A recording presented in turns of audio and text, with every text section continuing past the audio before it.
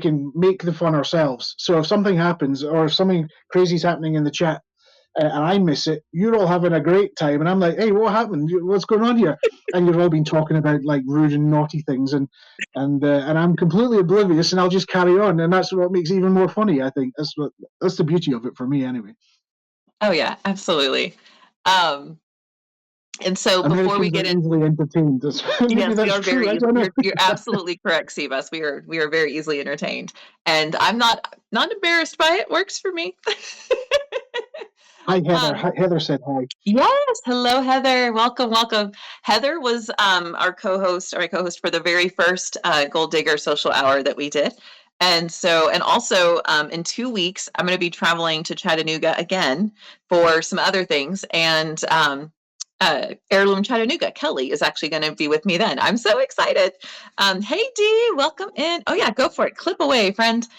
Okay, so I was suggesting earlier, ThriftWorks. I'm sure you have 2 cents to add to this, especially Perrier. This is to prove that I'm actually in France. This is proof. I'm not married with 4 kids and living in Ohio. I got good old American tap water. Yeah.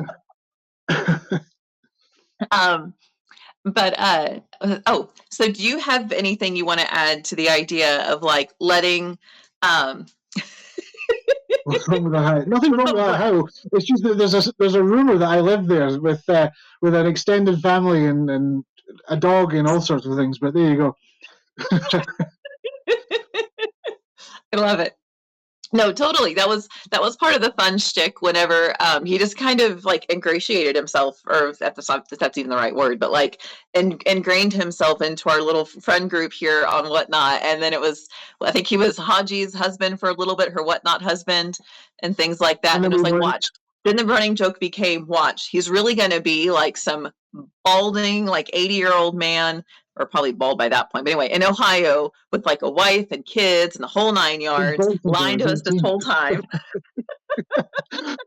That's it. Hey, welcome in, friends. Welcome. Thank you for the raid. Hello, Living Bliss. Speaking of, she and Thrifted Home Collective are among those early group that got to know him through Hodgepodge Place.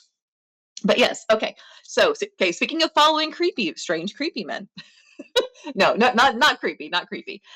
Did you have anything to add to the idea of like when it comes to sourcing, kind of letting opportunity lead you? I mentioned, for example, that the piece I have to share with y'all today, I got because I went to a property to pick up a jewelry lot, and the guy was like, "Hey, I got a whole garage full of stuff from cleaning out storage rooms. Or storage units. Do you want to come check it out?" And so I followed him down an unlit hallway from his workshop into his garage. But I found a lot of really cool stuff along the way. Have you had any experiences like that, or do you have any ideas, any 2 cents to throw into that? I guess I can express how it all came about. So when I have stories like that, they're not as exciting as you might tell it, or like Hodges said the same thing before. There's been numerous times where people have said I followed a weird man down a dark alleyway and looked at his storage unit. I mean, I don't follow dark. I don't go down dark alleys with strange men. Put it that way. But when I was incredibly young, I remember going to, I guess what it would be like. You call it like live auctions, but I used to do that from the age of 6.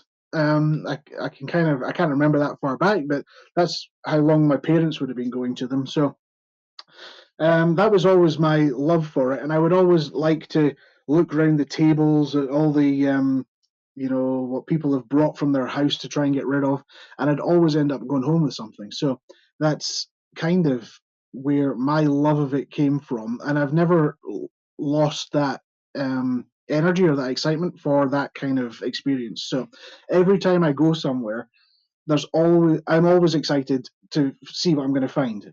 There's never I'm going to turn up and go. Sometimes you get a bad vibe, but 9 times out of 10, it's always, let's see what we can find. Let's have a good time. And from a personal point of view, even without you guys there, I'll sometimes just pop into stores and things like that and have a look around. And whenever I found something today, but I didn't bring it upstairs, and it's a little brass Victorian toothpick holder, a little bird with its mouth open, Oh, and cool. it was like 50 cents. And I was like, oh, I'm taking that. And I look it up, and it's like 45. It's last sold on Etsy for €45, $45 or something. So those little things, and sometimes you don't know what you're looking for until you find it, and that's the excitement for me every time. So I can't pinpoint one specific point, point in time, but every time that I go somewhere, it's always for me. It's always exciting anyway. Oh, So yeah. I like to keep that energy or feel that energy. And sometimes if I don't feel that, I maybe just don't go out that day. But of all people just as well, the days that you don't want to do it can sometimes be your best days. So Oh, if absolutely. there's any advice or anything to learn from that kind of experience, it would be never be disheartened with the vibe. Just carry on, persevere, and sometimes you'll find your best finds. I think that's Oh, yeah. I am like kind of my today. best advice. Oh, absolutely. Like today was a perfect example for me. I don't want to go into all the details, but like I had an appointment this morning that I was really stressed about, and I was having to like kill time waiting for an answer before I could leave the area and head back home. And so I'm like, okay, I went to a coffee shop, got some coffee, which may not have helped the anxiety part, but we'll leave that alone. And got some work done. And then I was like, I am done what I have to do. Let me go do something fun. Let me go find a thrift store. Do y'all want to see what I found at the thrift store this morning? Of course we do. Victorian birdcage. Hey, I've got a Victorian bird that would look good in there. There we go. Perfect. That's right. Little brass bird. I picked that up today. And it's a little suburb area of where I live. I already put plants and stuff in it for me. It's going to hang out with me for a little while. I probably will eventually sell it because, as some of y'all may have heard the last chat, that I tend to love things for a little while and then put a pry it out of my cold dead hands price on it when I put it online, and then someone eventually does. So I'm like, okay, time for it to move along. That's the best thing about collecting. We can collect and collect and collect, but in order to do that, we need the money. So I'm the same opinion. I'll love something for as long as I can love it, and then as soon as I need to part with it, then it goes, and somebody else can love it for as long as they want. So Exactly.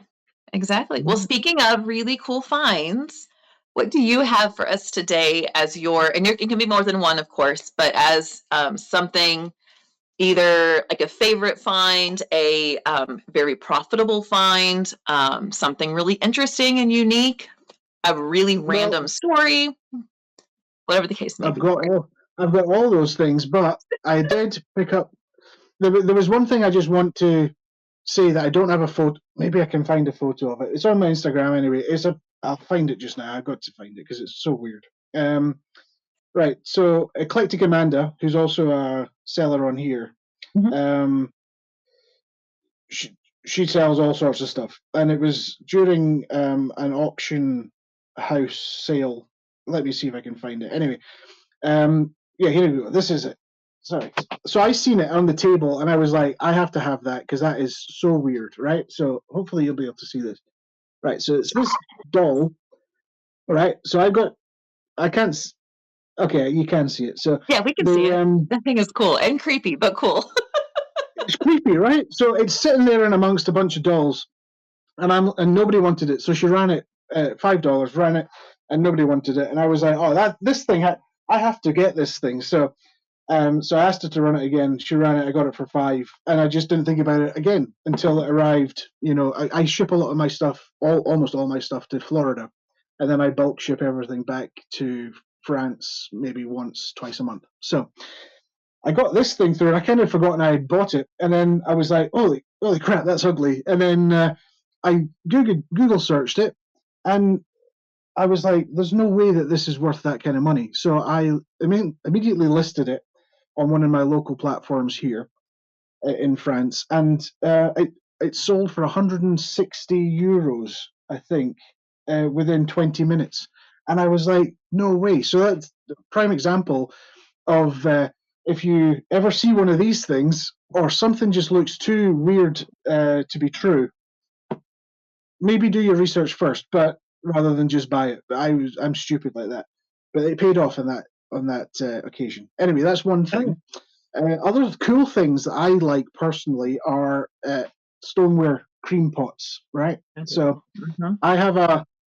You can't see it here, but normally you can see it's the shelf above here, and there's a whole line of these old cream pots, and this one in particular is cool because it's from Huntley. I don't know if you can see it there, but the town name is Huntley, which is where I went to school. So, or went to high school. So this is probably about 150 years old or so, and it's from the Strathbogie Dairy in Huntley. And I've made it my mission to find as many of these as I can now. So I think I've got 4, and this is the first one I got, and it's got a chip on it. But yeah, it's just little things like that which I really enjoy. Now they're quite valuable, but I probably won't part with them unless somebody really has one of those don't want to sell it wallets, and I'll get rid of them. But one of the coolest things I think I've found is are these brass duck heads, and they're from the late 1920s, early 1930s, and they are ducky Paris bottle openers. So they would have been on bars around Paris or all around France, and I just think they're a really cool, they're a heavy piece, and just a nice bit of bar furniture. So I've got a nice little collection of those as well. So it's a diverse sort of spectrum of things that I like to collect and turn over. But yeah, when it comes to creepy dolls, to interesting brass barware, then yeah, I don't really have a niche, and those would be 3 of my things that I'm proud to have said that I've flipped for quite a profit. And that one today, just by chance as well, 50 cents to 45 euros potentially, I think is pretty good as well. So it's about figuring out what you like and then eventually striking gold at some point. And that's basically what we're talking about, isn't it? So exactly. And it's one of those things where sometimes you just, whether you're brand new, by the way, hello, Kelly, welcome in Heirloom. But whether you are brand new to thrifting and selling and that sort of thing, or something that you've been doing a while, it takes a little while. Like there is, my goodness, spam calls are going crazy today. There is, I mean, you do develop intuition and you develop gut feelings based on what you learn along the way. So you may not start off with like all the answers right away. Some people are really good at spotting things, but most people have to learn a little bit first. But even still, like the number of things where I'm like, hey, this just looks interesting. It catches my eye. Let me just see what it is. And I'll pick it up for a couple of dollars. Hello, Donna. Pick it up for a couple of dollars and go home and look it up. And it's like, oh, that's like a limited run of such and such, or it's 100+ years old or whatever. And it's worth 10 times or more than what I paid for it. And absolutely. Actually, so like one of the things I do have sitting right here, this is not what I brought. This is not the main thing I brought today, but as I'm sitting here saying that kind of stuff, this little guy. So I collect vintage and antique purses, like the old vintage into antique. And so I got this because it's just the cutest little teddy bear purse. It's not very functional. Like I can barely fit 2 fingers in that opening. Keep your comments to yourself. Clip it, get it clipped.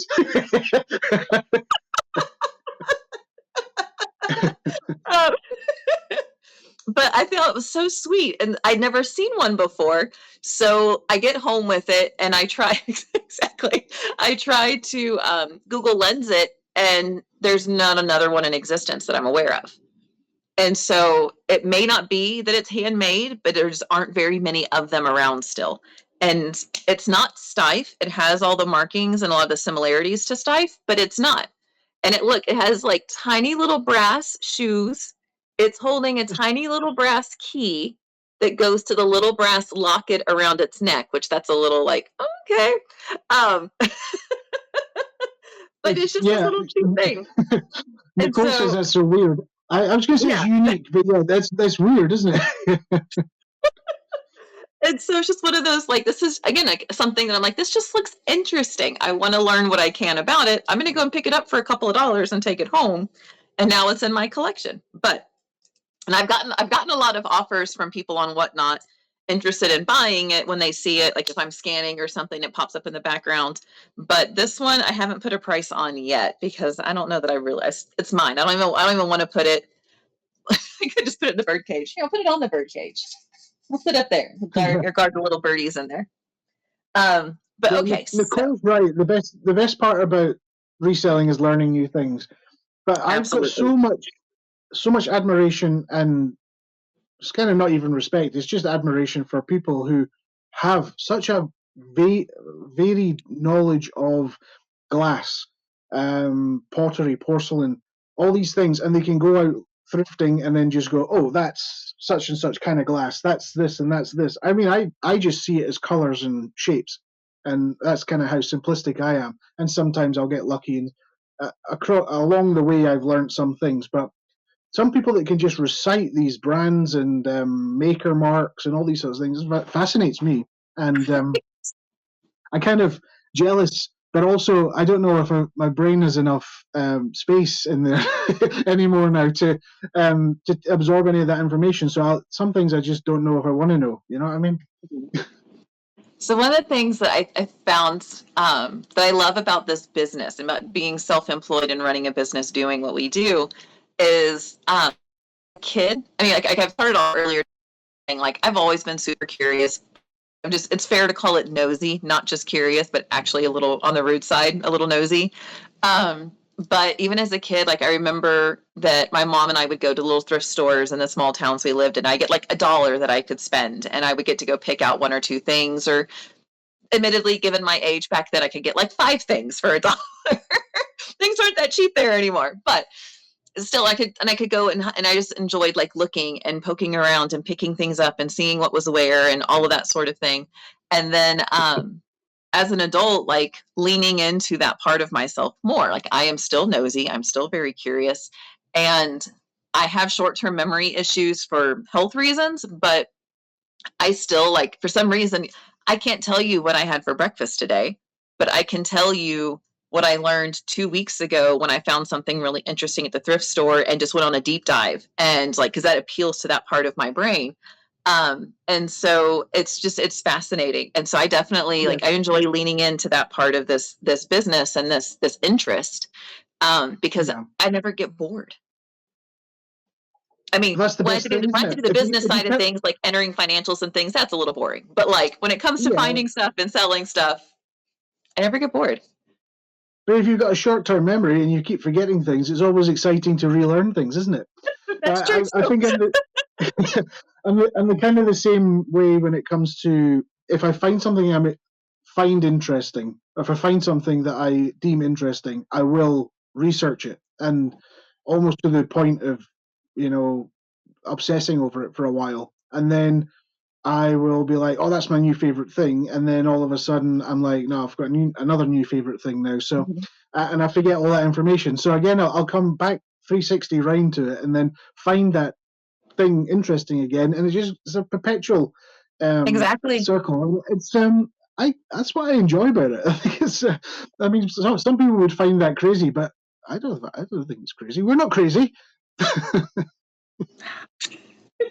Well, I can tell you someone who is a little borderline crazy. So you want to see what my fun thing is that I found when I went into that dark garage and went poking around. Oh yeah. So meet my little bestie here. His name is Oh Sam yeah. Harris. See if I can turn. Let's see if I can turn. There we go. It's my friend Sam Harris. He is large, both large and large. Let's see if I can get a little bit better. I have him sitting next to me um, on the couch. So hopefully y'all can get a little bit of a better view. Let's see. I know I'm on half a screen here. All right. So this is Sam Harris. I found him because, like I mentioned earlier, I went to go buy some jewelry off of somebody who dealt with liquidating estate units, storage units, and he had a pile of artwork in his very dark garage. And so I went digging through it. I found some cool frames and a few other things. And I was like, what is this guy's story? And I was fascinated. And all he knew is that some wealthy family in Indiana had him in their family, had this in their family for a couple of generations. And the most recent generation had it reframed. but they didn't know who it was. Well, his name is Sam Harris. Is his go name ahead. actually Sam Harris? Or have you It is. named him Sam Harris? No, his okay. name is Sam Harris. He's a real man. This is actually a print, like a poster print from 1900, and it is that old. It's mounted on foam core because you can see a couple of tears in it. So that whoever it was in the family that had it professionally framed, they mounted it on foam core to keep it from tearing anymore. But this is actually from 1900, and this in itself is not a sideshow poster, but he was often involved in sideshows, and they use this photo for those posters quite a bit. Wow. In this, he is obviously several hundred pounds, but his nickname, of course, was like Big Sam Harris and that sort of thing. But he actually like had a real life outside of all of that. Like, he was the marshal of a small town in Texas for years and has like Paul Bunyan type lore about him with his strength, how intimidating he was to criminals. There's one story where, like, I guess either a bank or some place that had a safe, like some business that had a safe within, was being robbed, and he just happened to be nearby, heard people crying and screaming or whatever, so he went as quickly as he could to go investigate what was going on. And they said that he punched the guy so hard because he knocked him back in through the door so he wouldn't run out, that he dented the side of the safe with him. That sounds a little extreme. It sounds a little like Looney Tunes, Acme characters kind of things, but still, he's got a lot of really cool stories. Yeah, exactly. And but he was real law enforcement for a long time. And I pulled up some stuff. There's not a whole lot about him online, but thankfully a Google image of this poster brought him up pretty quickly, so I was able to dig a little bit more. But it was just really cool. I'm like, this is a real man. When he passed away, I think they said something like his casket and his body and his casket together were over 1,000 pounds. Wow. So when he passed away, he was well over 700 pounds. And there's not a whole lot in there about like why he got to this size, if it was a medical condition, that sort of thing.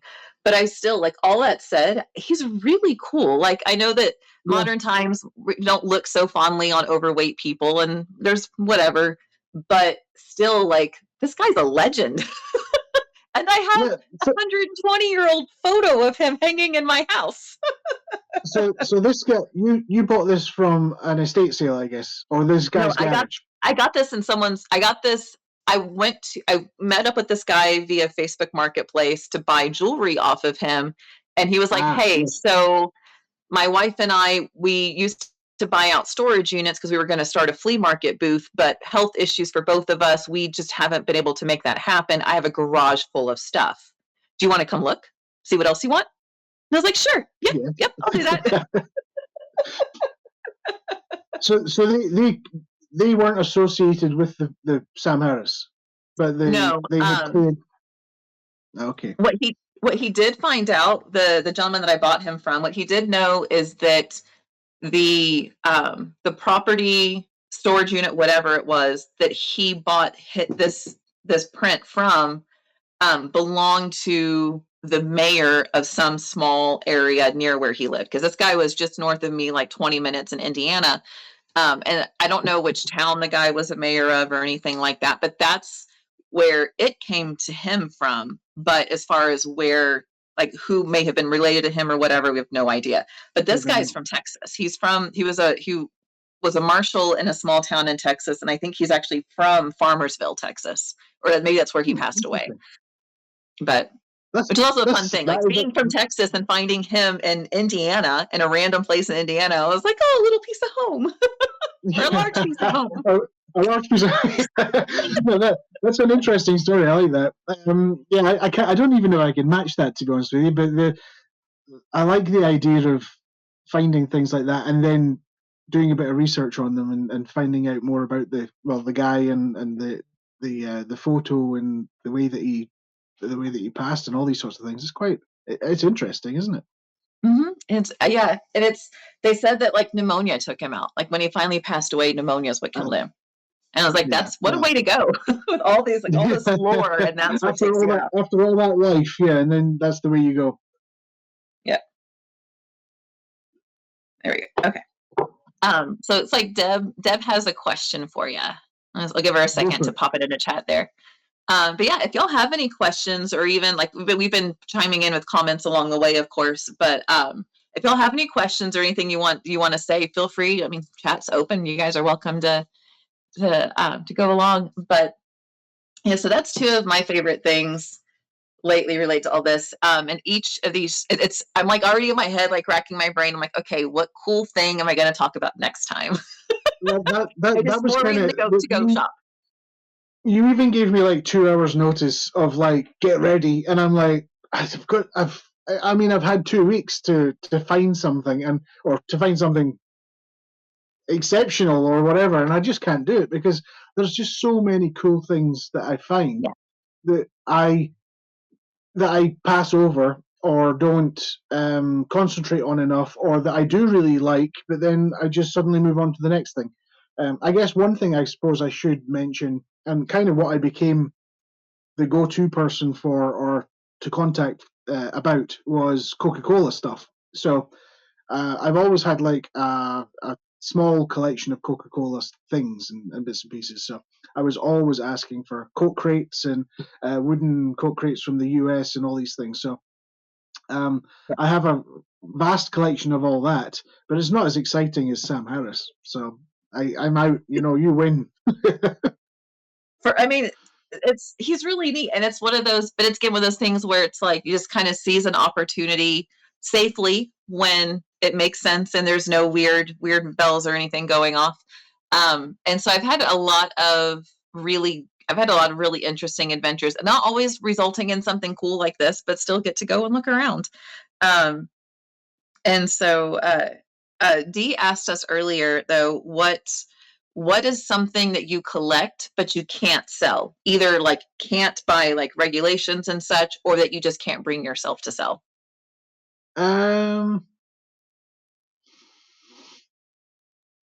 One thing that I can't sell as much of as I'd like to is like naughty books, because I have quite a large collection of Playboy, Penthouse, even old stuff. I moved it off the table, but I have like just little cutouts and pictures and things like that from inside old books and things that are.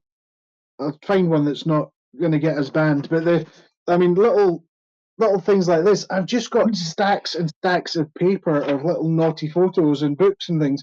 And these, I've got one of these. I don't know if I'm ever going to need it, but there you go. I've got this, and it tells me all about everything I need to know. I mean, I've got all sorts of stuff, all like 30 postcards. So that sort of stuff. It's a very niche market. I can't sell it as freely on many platforms as I'd like to run it. So it's one of those things. So I have a vast collection of stuff like that because it holds quite a lot of value. It's not that I sit at home and just read it or watch it or look at it, but it's something that I find interesting. Certainly the variety of it through the ages as well is so bizarre. We kind of live in a world now with TikTok and all these things where the world is so sexualized, and people have like lose their minds over it.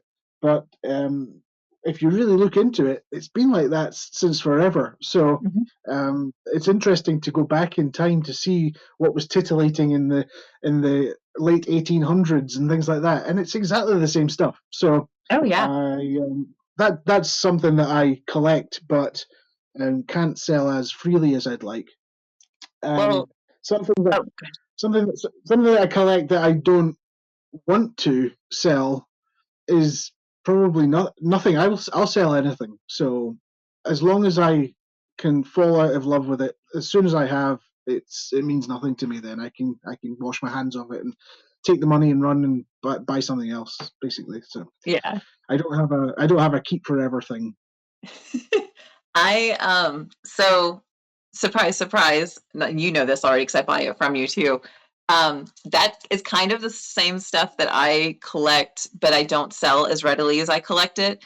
I've actually have a couple pieces I bought from Darren, that including a postcard I got recently that is so explicit it has genitalia, like sketches around the border of it with a very explicit content. And it's old, like it's probably an antique piece. Like it wasn't something just like a modern reproduction. It's quite old. And it's so funny. Like I find, yes, basically something like one of those. Yep.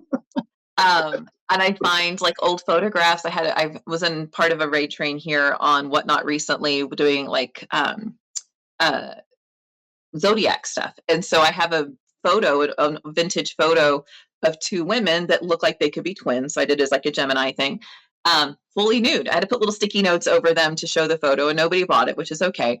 But I have things like that around my house, and I know sometimes I have a very loving, kind, and amazing husband.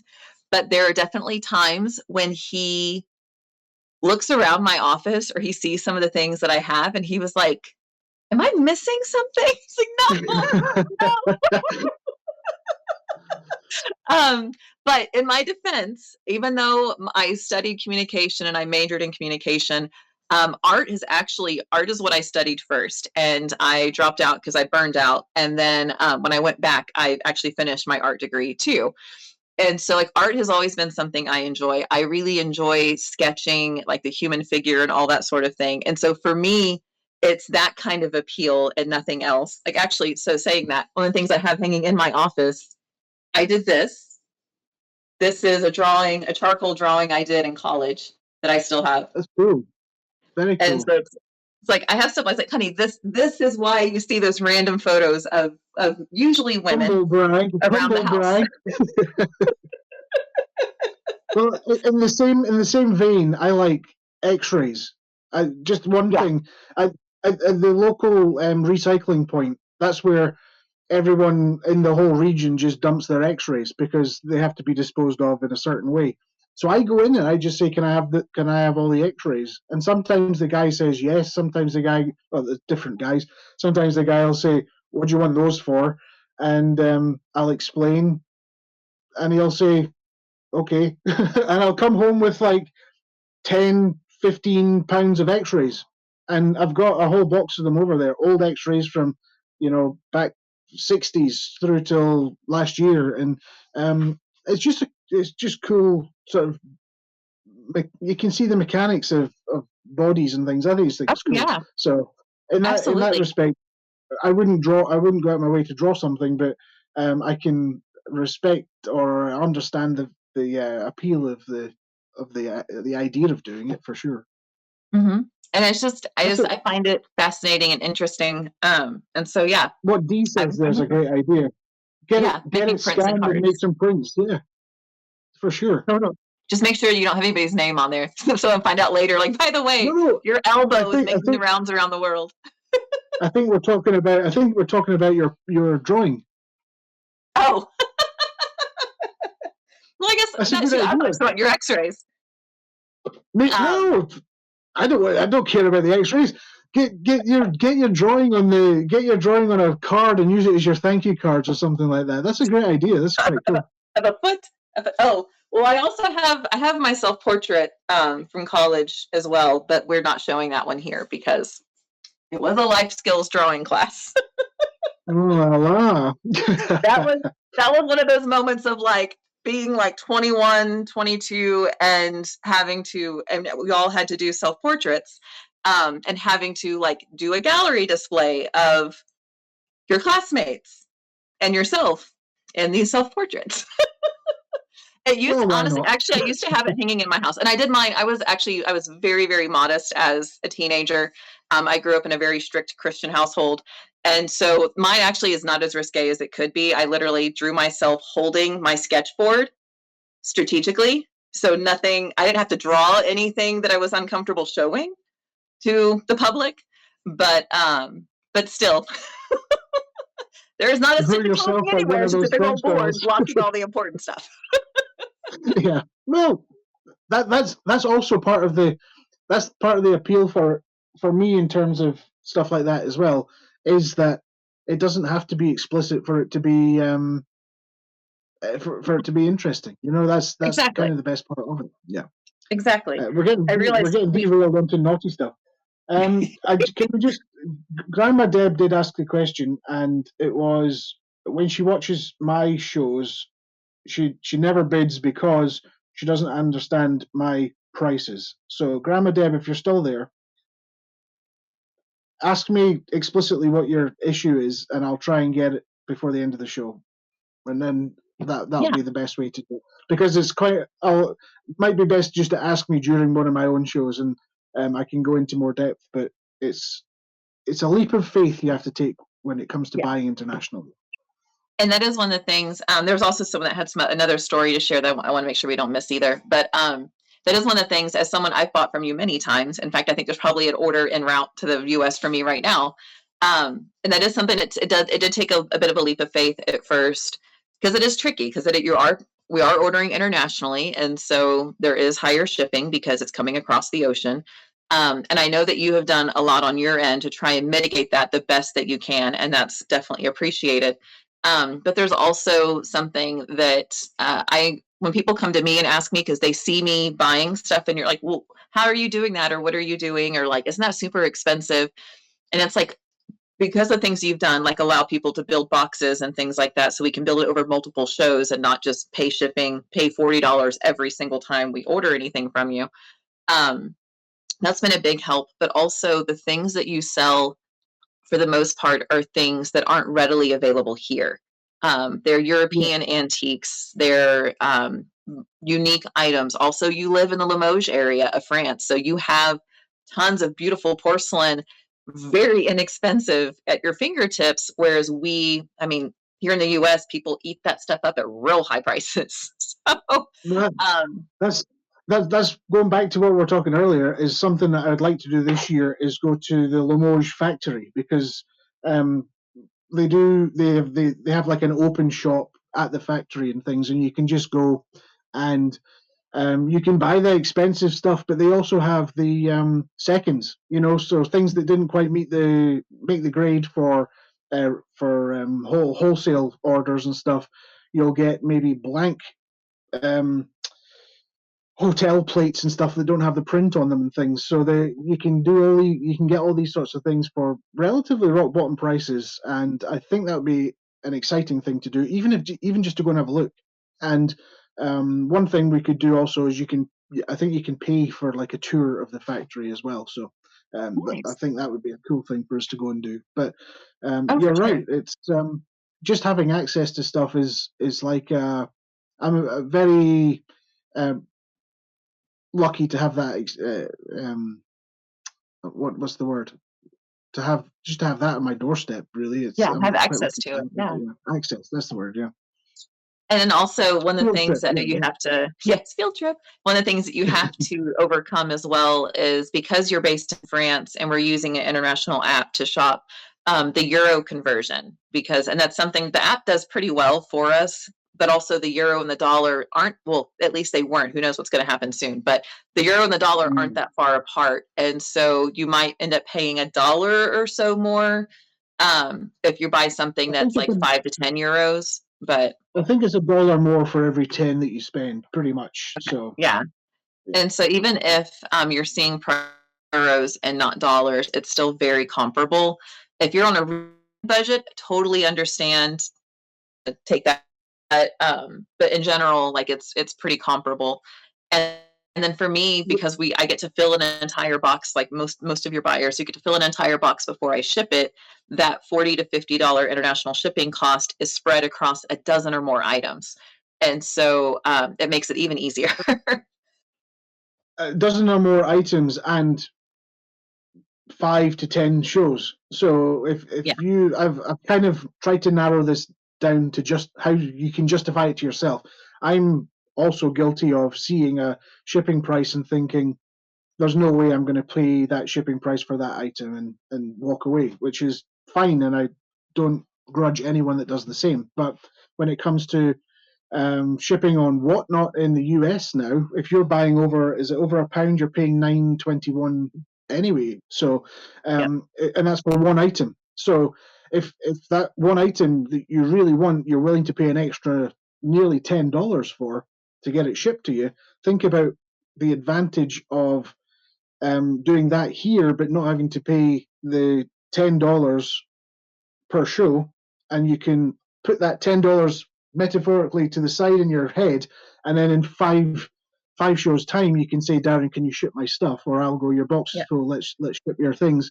And you've already got $50 there ready to go because you've saved that up by not spending it on shipping. So it's kind of, because I'm not in the US, I don't always think about, right, it's costing everyone $4.54 or whatever it is, then $9.21 every time that they ship something. So I'm just thinking, somebody's coming to my show for the first time, they've never seen me before, and all of a sudden Whatnot wants $45 shipping, and uh, from that perspective, I can understand why people just go, oh, you've got nice things, but I'll see you later, sort of thing. So yeah, it's and there's also, it's trying to manipulate the game, really. Yeah. And one of the fun things too that and I'm sure you know of me doing this many times to you. One of the things I also love to do, because I do sell things in the US, both on Whatnot, other platforms, and also in person in some places. And I source for certain clients as well. If Darren is selling something where he's got a bulk lot of something and he picked through, everybody paid their price, pick, and it's all split up, and he's got like a quarter of what he originally started with left, then I'm like, hey, what do you want for the rest of that?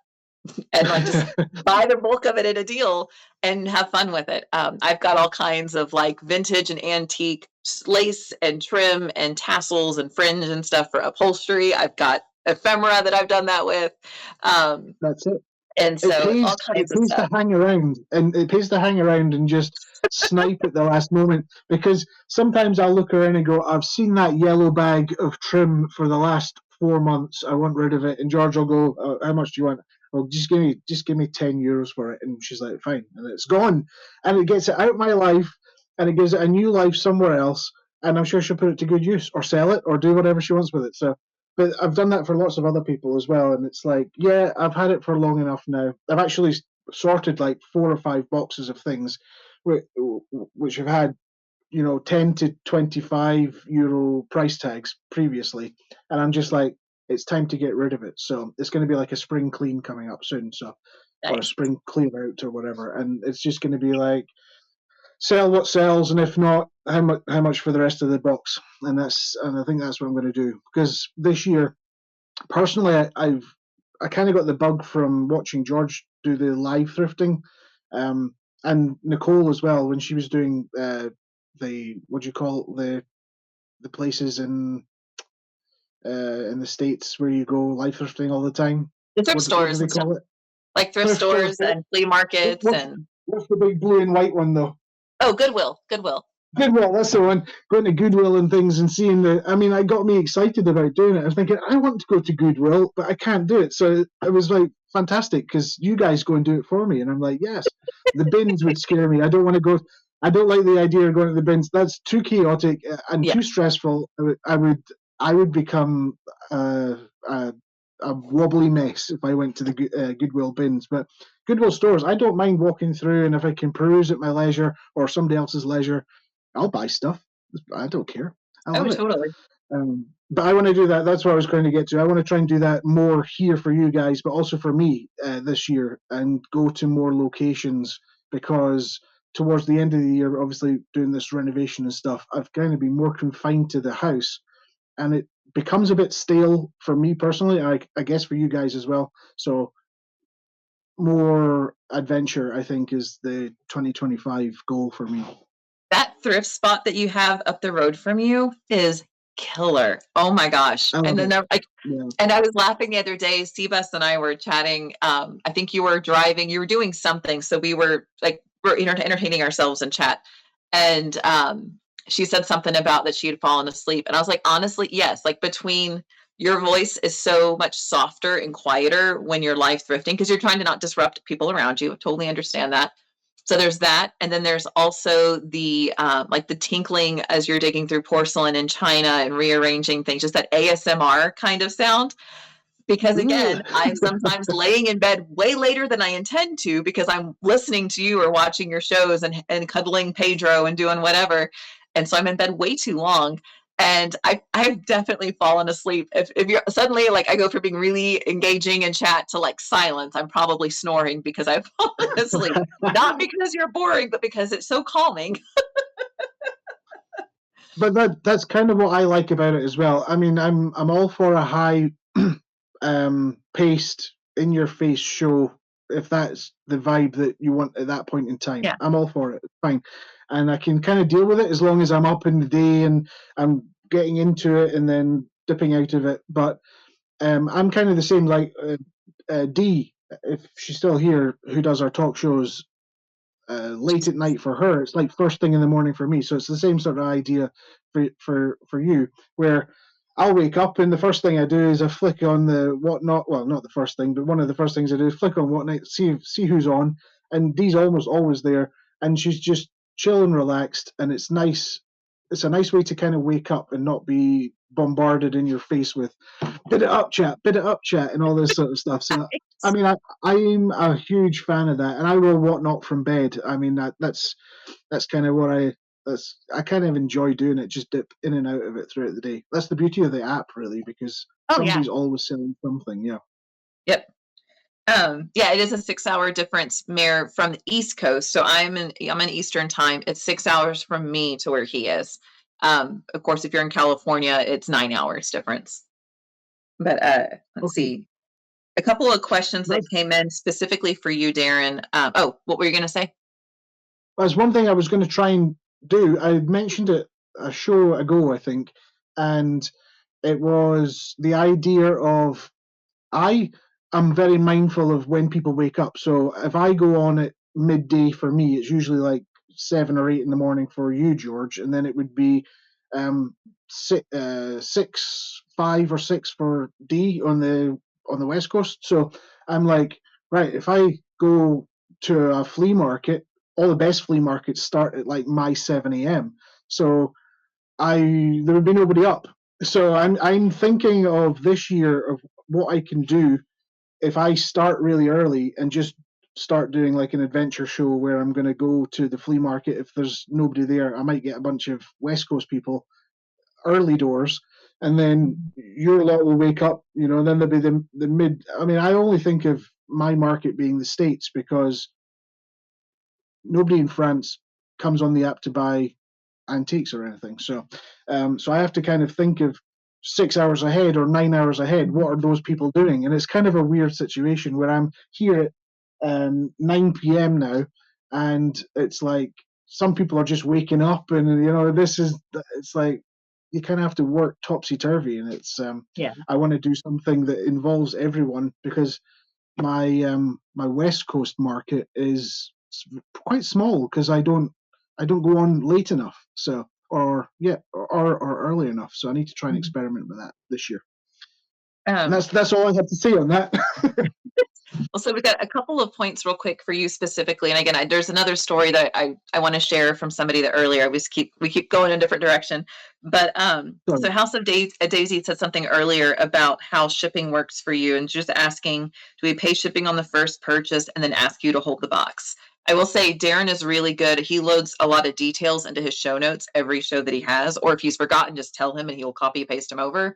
That explain all of that in detail. So if you're ever confused, just tap his show notes and that'll be laid out in there. But you can go ahead and explain too.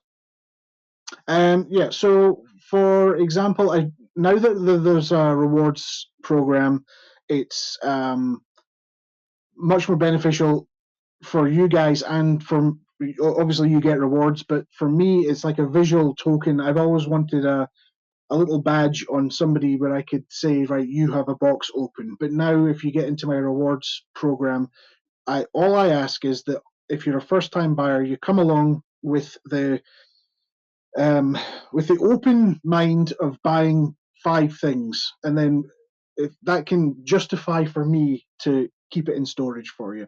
Now, those 5 things don't have to be expensive. They can be €5 things, but it allows me to put it in a box to the side with your name on it, and then it doesn't mean that I have like a postcard sitting in a box, which there is a postcard sitting in a box over there, just one, and it kind of sours the fun. I like collecting for other people as much as people love collecting their own stuff. So if you can come along, you become bronze. Look, you get one of these. I've got it ready to show you, but you get your real life bronze Thriftworks Rewards Club tokens, and as soon as you get one of those, you can basically hold a box open for 30 days. If you level up to silver, you get 60 days. If you level up to gold, you get 90 days. If you go to the next one up, platinum, you get a rollover box basically. So as long as you can maintain bronze or up to platinum, you could have a rolling box here almost permanently, which George does, Junk to Junk does, Donna does, you know, all the usual suspects. They're all on this side. Upstate's got a box over here, and then everyone else over there is like on 1 month rotation. So that's kind of how it works. And don't be scared of the price of it. Yeah, but don't be scared of the cost of the shipping, because, like George said, often you'll be buying, 5 to 10 items, and if you really break it down, that works out to be about $3 an item shipping, doesn't it? So, yeah, $3 to $4 shipping per item, which when you justify it like that, it's not too bad. Certainly for the items that you really want. And if you're a reseller, it's likely when we're live buying, I'm sourcing as well, so you kind of get a discount on stuff because I don't need to take it home. I do, but I have to take it home and then I'm just sending it straight away. So I don't need to keep it in a box here. So you get good deals at the same time. So just don't come by all the needle points I love to pick up. That's it. Yeah, I've got some more actually that I'm going to want rid of. So you can come back and just say, how much do you want for that bag, Darren, and I'll give you it. Right. Yeah, there's some good ones in there actually. Speaking of sourcing, Minerva. Sorry, go ahead. Sorry, it's difficult to compress a pitch on how to become a first-time buyer in my show, but that's basically how I would I'd try and justify it. Don't be scared of doing it. Ask as many questions as you want.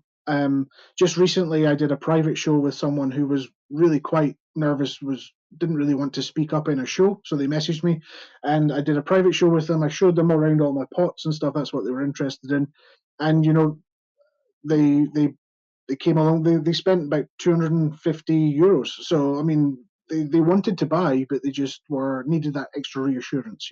I can't do that for everyone, but if I do have time, I can pop on for half an hour and show you around and answer questions that you might feel silly asking, although there are no silly questions, but you know what I'm trying to say. I mean, your chats get pretty silly, but it's okay. Not everybody's comfortable with everything.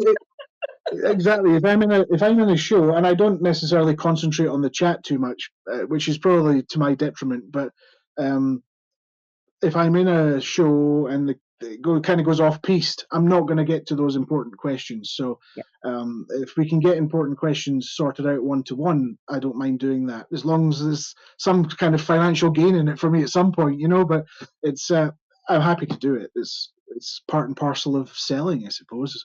Yep. So you were talking a little about sourcing. Minerva had a question about if they do like car boot sales in France, like flea market kind of things. Well, yes. So we have estate sales, equivalent. They call them vide maisons here. So it's like empty house or empty attic, vide grenier.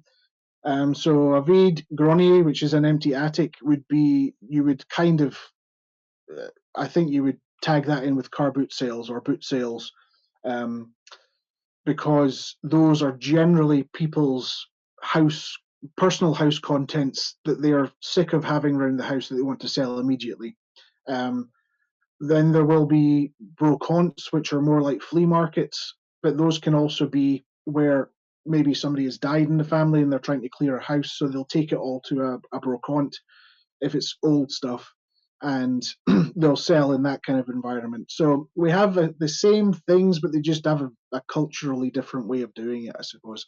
They don't really congregate in, like car parks and things like that to do it here. They more do it on the streets of the town. So the town will be shut off road to road, and everyone just opens their garage door or their house door and just piles their crap outside their front door. And then you go and buy it all for either next to nothing or crazy prices. It's one of those things. But we have the same. They definitely have like a vibrant culture of reselling and cash buying and stuff like that. So, or not reselling, but selling of stuff. So it's good because it makes business for me and entertainment for you guys as well. So. Yeah, that sounds, and also for those that are like, oh, I really want to go thrifting in France. That sounds really cool. Somebody is opening up an Airbnb and happy to host thrifting trips. Just saying. Yes, Airbnb, and my parents have now got their place, which has 3 extra bedrooms or something like that. So there's plenty of space. And who was it? I think Kelly, Heirloom Chattanooga, and I were talking when I was in Chattanooga last time about the idea of like putting together a whole girls trip, but then with that, planning ahead and coordinating a shipping container. And so that we will go and idea. like split the cost and pack a shipping container full to get all of our stuff back versus like planning on just comparatively tiny little carry-on suitcases. Just get a ship, that way you can get furniture and all the other stuff and just pack that thing out. That's a fantastic idea. And even if you wanted to do it selfishly just for your girl trip, you could, but you could also section off cubic meters of it for other people. So you could do your own whatnot shows and do what I do basically. And I've thought about this already, but you could do almost what I do with boxes like this, and just because you get palleted boxes, so you get the pallet with the sides, and if you can fill that during somebody's show, like George's show, that goes in the shipping container, and your shipping cost would be a proportion of the container cost. And I think if you could coordinate that, that could be incredibly lucrative. I don't have enough hands to do it, but it would be great if you all came over and did it. Yeah. I mean, I could get involved as well, obviously, but the idea of doing that would be incredibly exciting as well. We just need like 3 good weeks of doing it to fill probably less to fill a container, but that would be really good. Oh yeah, and I know there's a company here local to me that have a storefront, like a home decor, home furnishing storefront called No Place Like Home, and they only sell my understanding. I've never been in there. My understanding is that they only sell things they've sourced from the UK because they make like biannual or quarterly trips and spend weeks in the UK packing out a shipping container or two, and then bring it all home and pack out the store. And they have a very successful business. There you go. No Direction Home. Sorry, you're right. So Minerva knows. They have a successful business doing that. Like, what a cool idea. But speaking of finding cool furniture and stuff, I don't want to forget, and hopefully it hasn't gotten lost in chat at this point. B Baby was in here earlier and had asked like, oh, I have a really cool story I can share if that's okay with y'all. Of course, I threw the y'all in there. She didn't say that, but anyway, she was talking about in North Carolina. So she went to an estate sale, and the woman that lived there had been best friends with Gustav Stickley's wife. And if you're not familiar, he's a fantastic furniture craftsman from, I think, mid-century, if I remember correctly. But that in like poking around the estate, she found so many like one-of-a-kind pieces that he'd made for his friend. And just the provenance of the pieces was amazing. And so she's like Museum of Modern Art worthy items. And so I think that's awesome. I love. I got the opportunity. It was a public sale. It wasn't something I was like solely able to go pick around in. But we had an estate like that here in Louisville where the men who had lived there were all involved in Derby from the early years of Derby. And so, and by the way, I'm in Louisville, so Churchill Downs, Kentucky Derby, all that is very much a thing here. And I got to poke around the estate, and some of the stuff I bought, like I bought these like what I thought were photo albums. And it turns out when I got home and dug around, I was like, oh, they're like seating charts for like dinner parties and stuff. How fun is that? Like, that's cool, whatever. But I started looking more closely and I was like, oh no, these are the stable assignments for Churchill Downs. The person who, and from like the 60s and 70s and earlier, all handwritten charts. And just the cool things that you can find, like I'm like, that was not something I expected to come across. And there's nothing, they're all handwritten. Like they are one of a kind, unique things. And it turns out there were like horse racing fans and derby fans and such that snatched those things up as soon as I made them available online. Yeah. And they were willing to pay up for them, and they bought multiples from me as I kept finding more as I dug through the stuff I had bought from this estate. And so it's really cool the things you can find that you never expect. Like it's fascinating. Yeah, and the more you dig, and sometimes you don't know the value of something until and if you've got multiples of them, until one thing sells, and then you can go, well, sometimes you know you've got something, but you don't quite know what you've got, and then all of a sudden it'll skyrocket when you're trying to sell these things, and then you can sometimes have a kick me moment where you think, I could have sold that for a fortune, but sometimes the beauty of it is just having the part of the history and the process of passing those things on, which I think is, for me, I enjoy more than sometimes I enjoy more than making money. It's just one of those things, yeah. And that's one of the things that I love. When people ask me what I do, I don't typically just call myself a reseller. For ease of just quick explanation, I'll say that I deal in vintage and antiques and leave it at that. But then, like family, for example, we're like, I don't understand why you do. Hello, Squishworks. Like family, like I don't understand why you do what you do, or so on and so forth. Or they're just like, why do people want the stuff that you have? Like, I don't understand why there's any value in that. It's old junk. It's like the stories. Honestly, so many times the stories of things are what people treasure most. Like I have a quilt here that I picked up at an estate. I know where it came from. I know the family that it came from, but it's a pattern that my grandmother made for me as a kid. And so as I'm showing it on Whatnot and offering it up for sale, I'm also thinking about the things that my grandmother made for me. And we're all sharing stories about patterns and things like that as it goes along, and that kind of stuff. Like it's just, there's the things in our lives that last have stories. And I look forward to one day, hopefully we don't shoot ourselves in the foot with this, but like the things that we have now, what stories are they going to tell in 20, 30, 40 years? There's so much junky mass-produced stuff at this point that I don't know how much of it's going to be around that long still, or just it'll just be decaying in a landfill somewhere. But do you there not will be get things. sad? Do you not get sad when you go to flea markets and things, and you see things that people are selling and they're saying, oh, this is vintage or this is antique, and things. Antique is a very broad spectrum, I think, when it comes to people describing things. Certainly in the States, everything seems to be antique, which is false.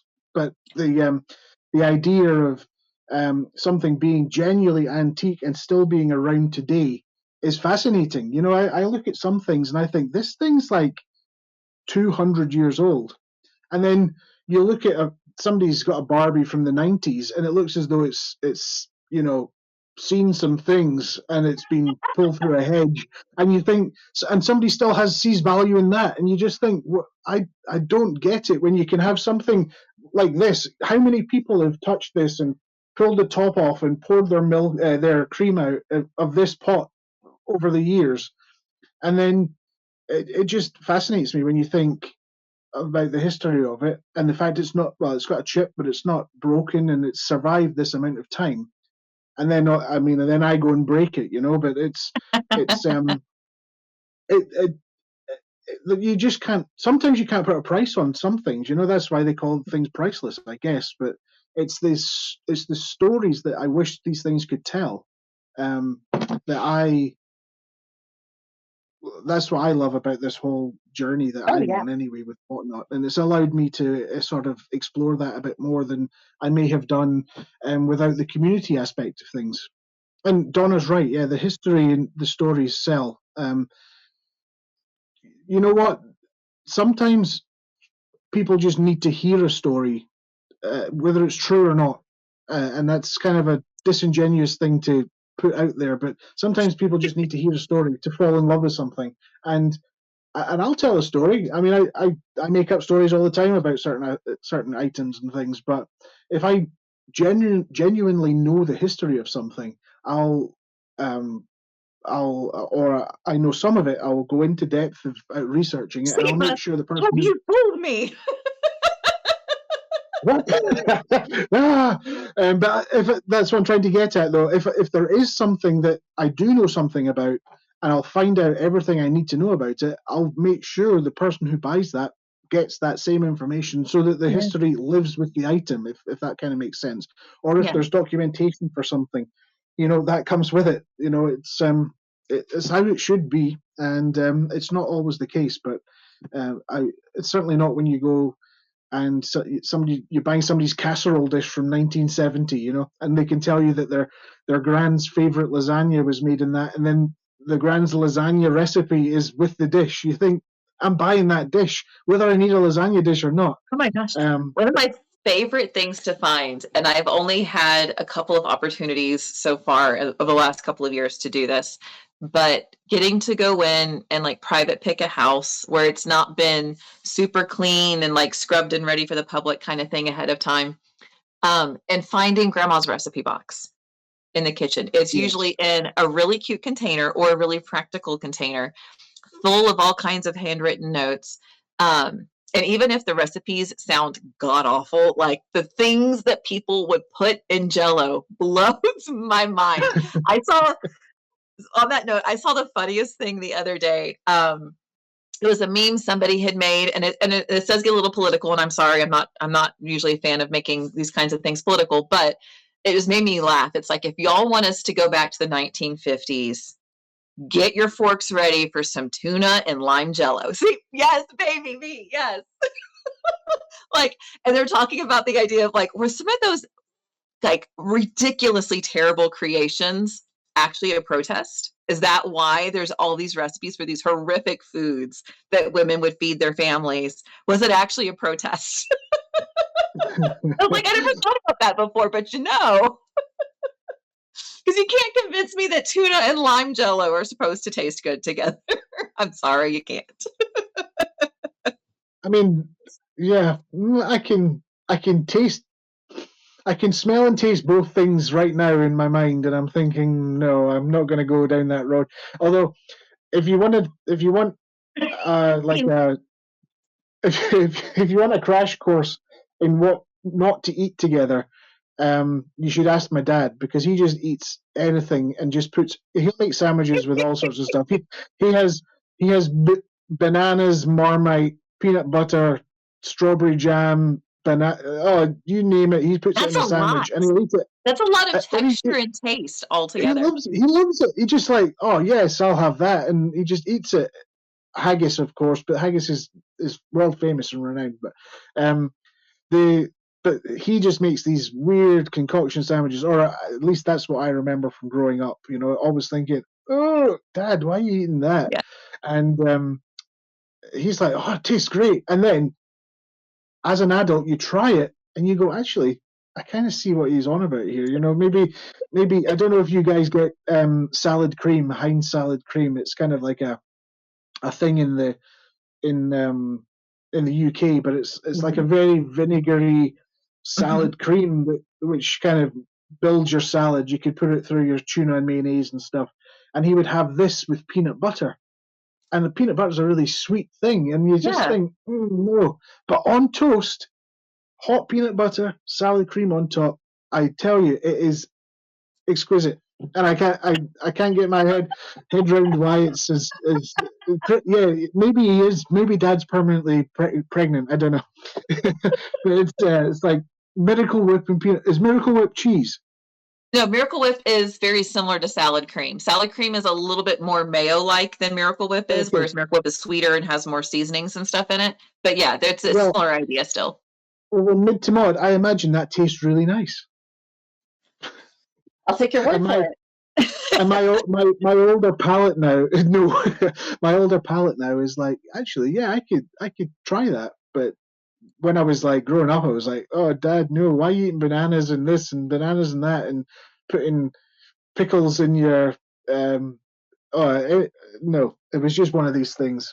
Anyway, I don't even know how we got into that, but I'm like scarred from that. Can you tell? There's something there.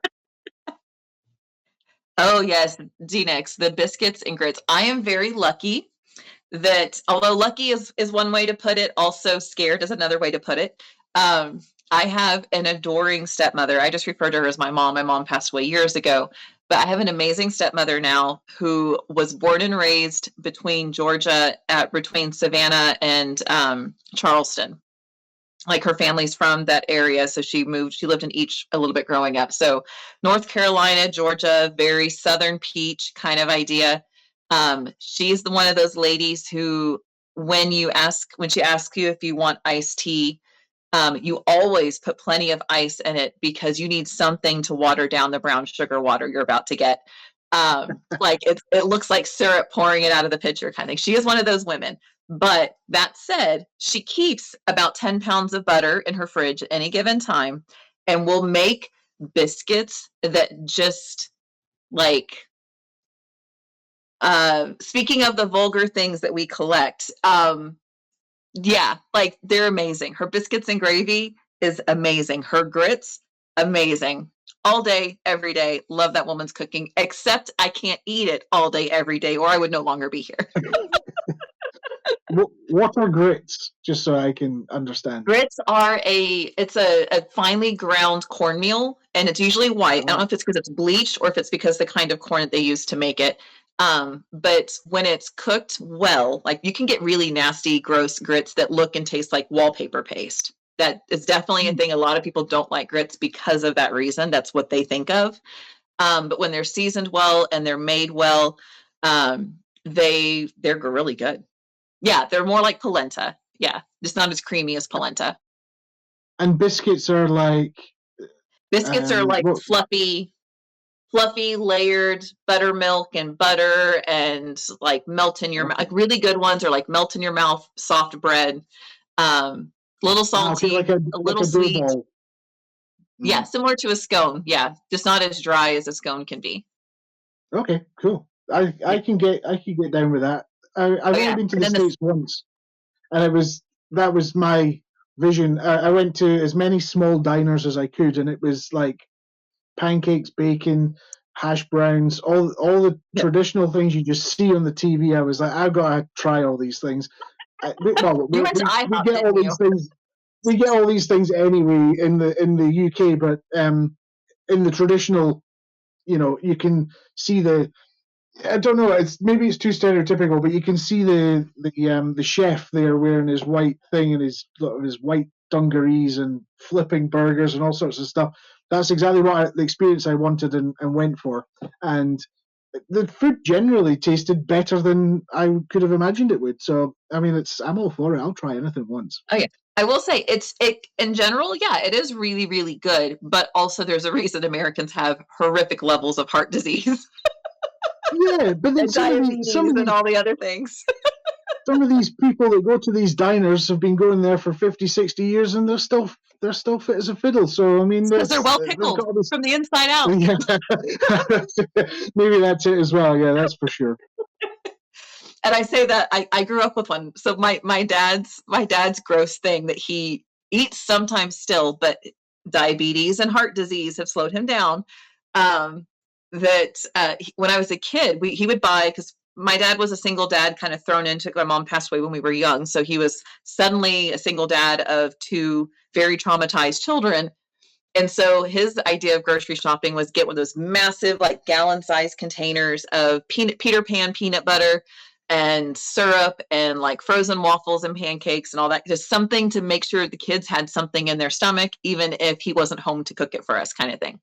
But one of the things that he would do is get a big old spoonful or two of the sugary Peter Pan brand peanut butter, and then pop open that like Aunt Jemima's corn syrup based maple syrup that wasn't really maple syrup, and pour a couple of tablespoons into it, and then mix all that up together and eat it on crackers.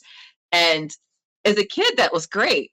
As an adult, I'm like, oh my God, how much sugar was in that? Because Peter Pan, like specifically Peter Pan, is one of the like cheaper brands of peanut butter, and all of the ones that do this, they add a lot of oil and sugar in to make it more palatable, because it's not a very good quality product.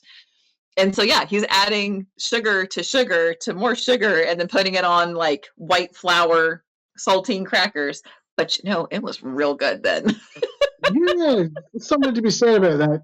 Keeps the kids quiet, or does it? I mean, the energy levels have been through the roof after we were that. bouncing off the walls. We were sent outside to go play with the neighbor kids, or yeah.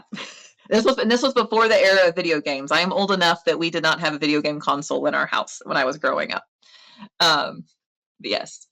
Yeah, 1 cup of sugar and 1 pack of Kool-Aid.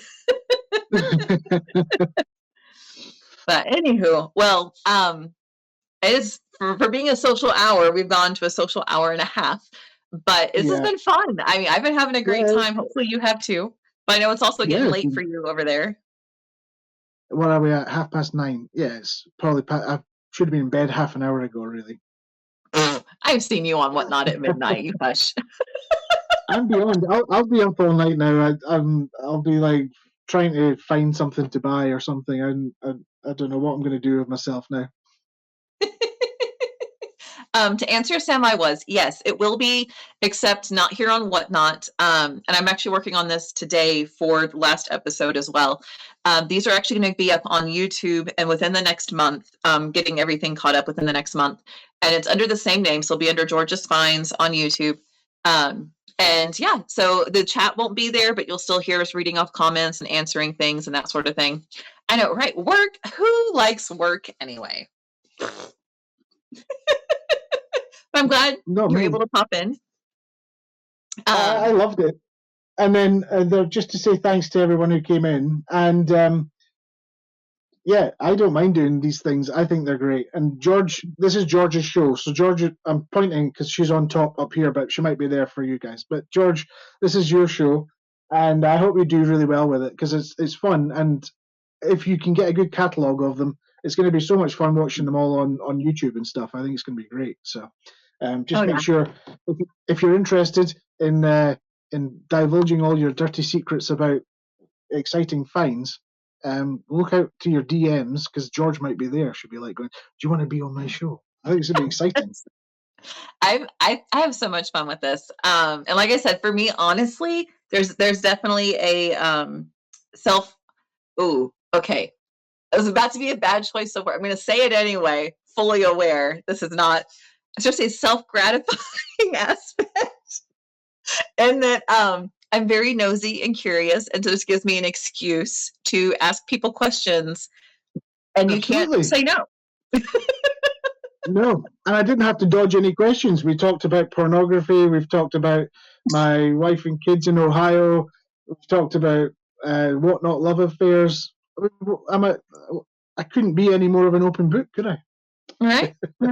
Even the weird things your dad eats. I mean, we've covered parents. Yeah, and everything. that is a weird thing. If you know my dad, or because he's on Whatnot, if you go and see him on his shows, I don't like to advertise him. Let him do his own thing. But if you go to one of his shows, ask him about his favorite sandwich toppings, or in what would they be? Fillings, sandwich fillings. I tell you, he'll go in depth about it. Branston pickle. I don't know if you guys know what Branston pickle is, but it's like chopped up pickles in a brown sauce. He'll have that with peanut butter. Ask him. It's disgusting. I mean, I know that there are people who like pickles and peanut butter together, but pickle gravy sounds real weird. Let me tag him in here. So for B Baby, this. Have you found him? Right. There we go. I just tagged him there. Thriftworks did too. That is his dad here on Whatnot. And he sells vintage and antiques from France as well. He's in a different town though. Some people say he's copying me. That's what he's doing. He is. He would be hilarious, D. I can only see. Although I might have to have Darren in the background, like, Dad, read the chat. She's trying to say something. Tell you, I'm very focused on what on the here and now, but he has got some incredible stories. I mean, now thinking back about Dad, now we were having I don't want to go on too much about it, but we were having a chat about what's going to happen come the day that my parents die. I'm going to be left with an enormous amount of furniture that's been accumulated over 50, 60 years or so. and it's from all over the world, that I've grown up with. Some things that they've bought from old churches, old Masonic buildings, old, you name it, they've got something from certain places. And those specific things have been in my life since forever. So I'm like, I can't get rid of that rectory table from the church in Oyn that they found and bought when I was 5 years old. I'm going to have to keep that somewhere because there's no way I'm going to be able to part with it. So he has some amazing stories of where he's found stuff and the adventures that my mum and dad have been on, finding things and stuff. So he would be an interesting person to talk to. And I'm not just saying that because he's my dad, but I'll sometimes sit there with them in an afternoon when they're having a break. I mean, they're both in their early 60s now, and they're still full-time house renovators, house buyers, sellers, and it's been a pleasure to move to France as an adult and actually get to know them as friends and as an adult, as opposed to just being a kid and them being my parents. And they are genuinely cool people. And if you go and watch their show, Mum helps out sometimes. If you go and watch the show and ask questions, he'll entertain you for hours. He's a bit slow sometimes, but he's from the 1900s, so you've got to give him you got we all are, I know, but but I'm not even trying to promote him. I'm just giving him a big up because he is a really cool guy. So you should give him a shout and see what he has to say. But ask him about his sandwiches. I mean, that's the main thing. God, I'm getting all soppy about my dad. I love it. Yeah, I think you may have just lost a couple dozen followers, sir. 1900s. Okay, yeah. He's from the early 1900s. No, he's from he's from the mid 1900s. We're from the late 1900s. It's fine. Oh my goodness. Well, so for those of you that were asking, recordings of these will be up on YouTube very soon, pretty much in their entirety. So we were laughing earlier about listening to ourselves, like listening back and that sort of thing. In my life prior to only selling vintage and antiques, one of the jobs that I had at the company that I worked for was running a webinar program. So I would spend like 2 to 3 hours interviewing industry professionals on all kinds of things, and then spend like 8 hours listening to myself over and over and over again to edit them to the point where they were clean, nice, tidy, etc. I'm tired of that. So y'all are going to get all of his fluencies. You're going to get the weird laughs. You're going to get the like sneezes, whatever. Just roll with it. Let's get George Band on whatnot. Yes. All right. Well, thank you so much, Darren. Oh my God. Yeah. Worked in Major League Baseball. Awesome. Yeah. Heck yeah. I'm looking forward to that. Yeah. On YouTube while I get banned from YouTube. Absolutely. But yeah, so the next one is in 2 weeks. And because I'm going to be in Chattanooga anyway, Heirloom Chattanooga, Kelly is actually going to be my co-host then. And I'm so excited. She's got a beautiful shop there full of fun vintage and antique and home decor items and that sort of thing. She's another seller here on Whatnot. She actually has a show tomorrow morning. They do a show every Thursday from her shop. Heather usually runs the show and Kelly shows up and is there like helping coordinate and do stuff in the background, but it's Kelly's shop that they're at. And it's really cool. And I just got to meet her a couple of weeks ago for the first time when I was visiting in person. And she and I stayed up probably, I think, until 10 or 11 or later most nights, just swapping stories about all kinds of stuff. And so I'm so excited to be able to talk to her with y'all and learn some of the things that she's seen. And she gets some fantastic opportunities with what she does. And so who knows what kind of cool stuff she's found. I see he threw Squishworks up there. And before I forget, because I do have them in here, if anyone would like, I'll send you some more. But okay. Yeah, I was like, I don't have any more. The only Squishworks I have are my own, but I do have mixed Squishworks that's pinned down there at the bottom. There's also a Squishette. I have Squishette. And then Curly Q won the giveaway earlier, and so she's going to get these little guys, the little the cute little keychains that are of Squishworks and Squishette. You don't have a mixed Squishworks keychain yet, right? I'm not going to make him a Squishworks keychain. He's too full of himself. Yes, I've got one behind the camera, and he's staring at me now. It's kind of unnerving. He's in between two pots, and there's his kilt's lifted a little bit, so he's a show off. It's like, say hello to my little friend. I don't know if you've seen it. He doesn't really sell in our circles, but Doug, who works for Whatnot,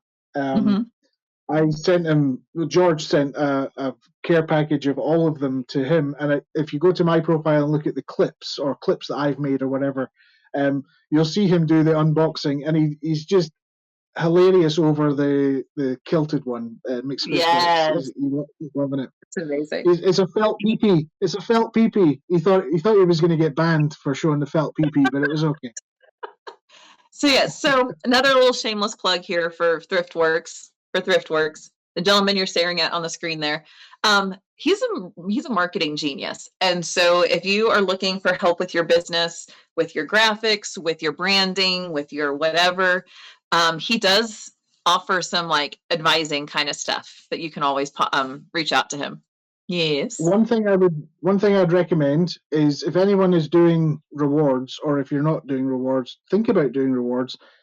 What you should do is do the branding of your own rewards, because it just adds something extra. My rewards are relatively grown up. I haven't been silly with mine, but I do have the custom logo or the custom coin on my rewards and all these sorts of things. So it just adds a little bit extra.